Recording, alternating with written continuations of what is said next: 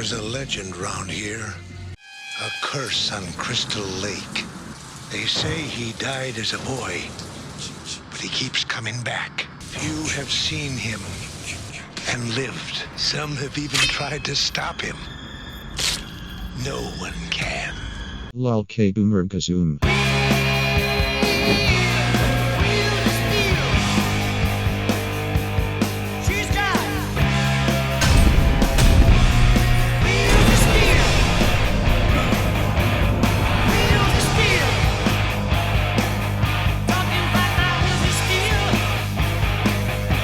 I am a master of transition. This deck is from the 2018 Ranked Grind. I would like to say this deck was fantastic and that the changing meta is responsible for its failings, but no, it was always trash. The core of the deck is getting value trades by using beefy boys, and chipping away the enemy's health with blood obelisks and blood slingers. Overall, hitting the enemy isn't a priority, it's just about chipping them down over time. This deck sucks against rush builds. Absolutely sucks. You will regret what you have done this day. I will make you regret ever being born. You're going to wish you never left your mother's womb, where it was warm and safe and wet. I'm going to show you pain you never knew existed. You're going to see a whole new spectrum of pain, like a rainbow. It's both wildly inconsistent and no good.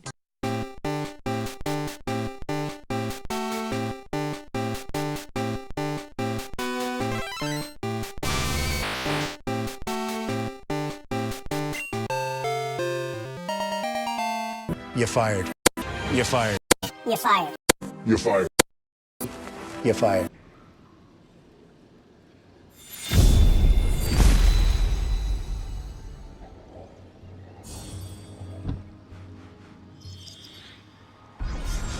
On the left side of the screen, you will see an edited deck list showing all the cards I have in my deck. If I draw a card, it is subtracted, and if all copies of a card are used, then the card image will be in black and white. As you can see on Magnus. There is a plugin for this in Hearthstone and the Eternal TCG, sadly not for Faeria.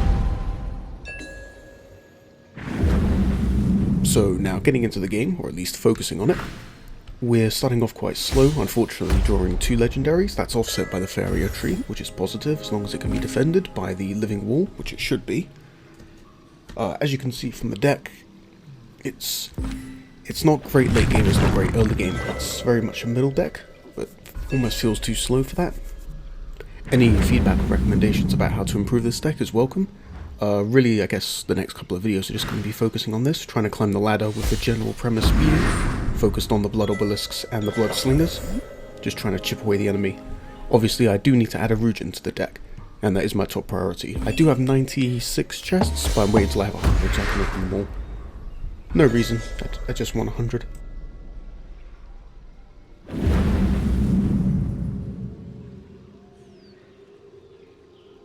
The opponent does use removal to get rid of Magnus, which is really unfortunate, especially because he could use his Mace Man to wipe out the Faeria tree, which would probably stall me, and I think I'd lose. Fortunately, he goes for the face. I probably should have placed a 1/7 on the forest and had Magnus on the mountain to avoid that. Really, the Faeria tree should never been in that situation. Now we're currently looking to expand. Really want to get the Axe Grinder on the enemy's Faeria well for that +1/+1. We're going to sacrifice the 1/7 to try and mitigate face damage. And we place down the Bloodslinger adjacent to the living wall to try and keep it safe, and obviously drop down Baron, doing 2 damage to all the minions. This means that the 1/7 will get to trade with the Mace Man, which is good. That's not his name, is it? Okay. And then, yeah. I doubt anyone's made it this far into the video, but I think, well, hopefully this format's a little bit better, whereby it's 2 minutes. Kind of starting up with memes that are much more related to Faeria.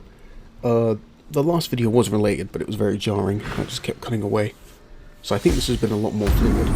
Unfortunately, I do suck at commentary, so I'm really just saying stuff at the moment. For some reason, I almost trade the living wall into the Mace Man before playing down the 2 Bloodslingers, which would be absolutely tragic. I would deserve to lose if I did that. It would be quite literally ignoring the entire reason for this deck.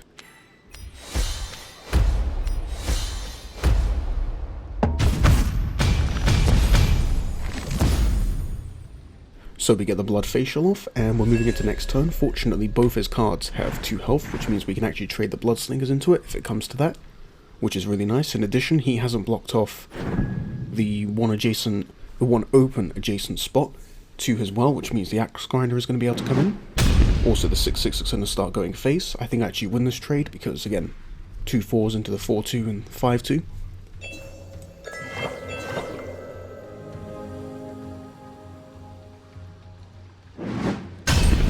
And this is where the strengths of the deck come out, obviously drawing the Bone Collector. However, as you can tell, it's pretty inconsistent. It does require kind of the perfect setup. Even here I lose quite a bit of value by not gaining the extra 1/1 from the 5/2. And we finally get the Precious Axe Grinder up, which is lovely. He's primarily in the deck to provide a bit of early game aggression if I'm going against a late game deck, but it is pretty slow. By the time you get up there and summon a mountain, normally whatever engines they have operating have already triggered or are just about to trigger their production abilities.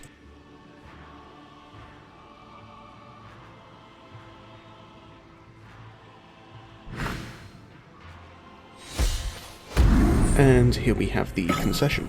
Overall, a pretty decent game for this deck. It does kind of show some of the weaknesses, even just watching this back. Start to see some of the problems, but yeah, I think I can keep improving it. And any advice is appreciated. Thank you for watching.